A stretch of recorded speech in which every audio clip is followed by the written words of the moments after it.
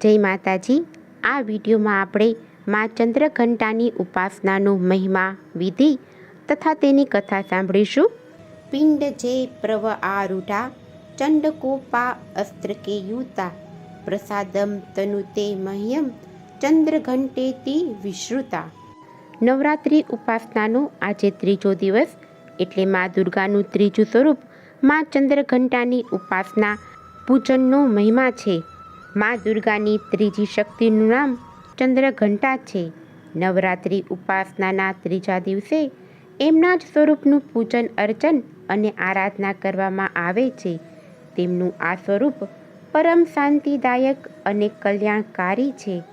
તેમને અહંકાર નષ્ટ કરનારી, શાંતિ, વૈભવ અને સૌમ્યતા વધારનારી કહેવામાં આવ્યા છે। તેમના મસ્તિષ્કમાં ઘંટ આકારનો અર્ધચંદ્ર છે। એ જ કારણે તેમને ચંદ્રઘંટા દેવી કહેવામાં આવે છે। તેમના શરીરનો રંગ સ્વર્ણ જેવો ચમકદાર છે। તેમને 10 ભુજાઓ છે। તેમના 10 ભુજાઓમાં ખડગ, બાણ, ગદા, તલવાર, સુદર્શન ચક્ર આદિ શસ્ત્રો શોભાયમાન છે। જેઓ રાની બિલાડા કે વાઘ ઉપર સવારી કરે છે। તેમની મુદ્રા યુદ્ધ માટે ઉદ્ધત રહેનારી હોય છે। તેમના ઘંટ જેવા ભયાનક ચંડધ્વનિથી અત્યાચારી, દાનવ, દૈત્ય, રાક્ષસ સદાય પ્રકંપિત રહે છે। માની આ શક્તિ હંમેશા અસુરોના વિનાશ માટે રચાયેલી છે। માનું પ્રતિપાદન દુર્ગા સપ્તમીના બીજા અને ત્રીજા અધ્યાયમાં જોવા મળે છે।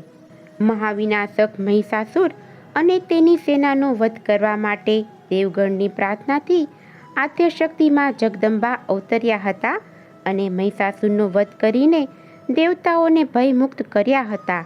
માં ચંદ્રઘંટાનું અતિ પ્રાચીન મંદિર અલ્હાબાદમાં આવેલું છે। નવરાત્રિની દુર્ગા ઉપાસનામાં ત્રીજા દિવસની પૂજામાં માં ચંદ્રઘંટાનું મહત્વ અધિક છે। આ દિવસે ઉપાસકનું મન મણિપુર ચક્રમાં પ્રવિષ્ટ થાય છે। માં ચંદ્રઘંટાની કૃપાથી તેને અલૌકિક વસ્તુઓના દર્શન થાય છે, દિવ્ય સુગંધીઓનો અનુભવ થાય છે તથા વિવિધ પ્રકારના દિવ્ય ધ્વનિઓ સંભળાય છે। આ ક્ષણ સાધક માટે અત્યંત સાવધાન રહેવા માટે હોય છે।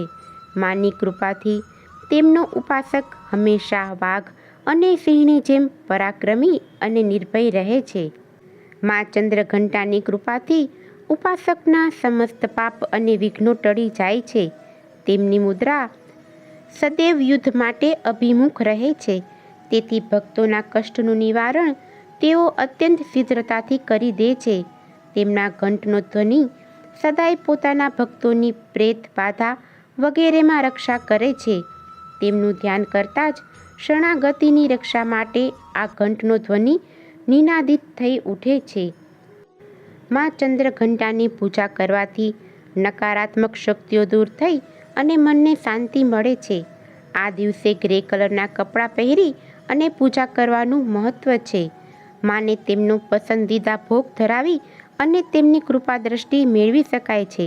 માના ચરણમાં કમળનું ફૂલ ચડાવવાથી માં ખૂબ જ પ્રસન્ન થાય છે તથા મનોકામના પૂર્ણ કરે છે। દુષ્ટોના દમન અને વિનાશ માટે સદાય તત્પર છતાંય તેમનું સ્વરૂપ દર્શક અને આરાધક માટે અત્યંત સૌમ્ય અને શાંતિથી પરિપૂર્ણ રહે છે।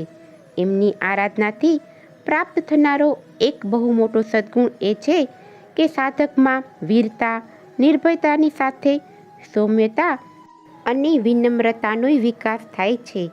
તેના મુખ, નેત્ર તથા સંપૂર્ણ કાયામાં ક્રાંતિ અને ગુણની વૃદ્ધિ થાય છે। સ્વરમાં દિવ્ય અલૌકિક માધુર્યનો સમાવેશ થઈ જાય છે।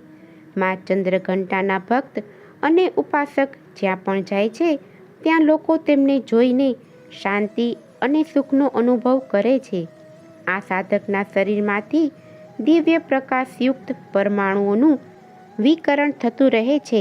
આ દિવ્ય ક્રિયા સાધારણ ચક્ષુઓથી દેખાતી નથી, પરંતુ સાધક અને તેના સંપર્કમાં આવનારા લોકો આનો અનુભવ કરતા રહે છે।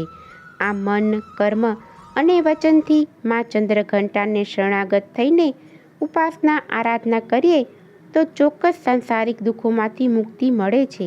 આવા પરમ કૃપાળુ મા ચંદ્રઘંટાના ચરણોમાં હું વારંવાર વંદન કરું છું.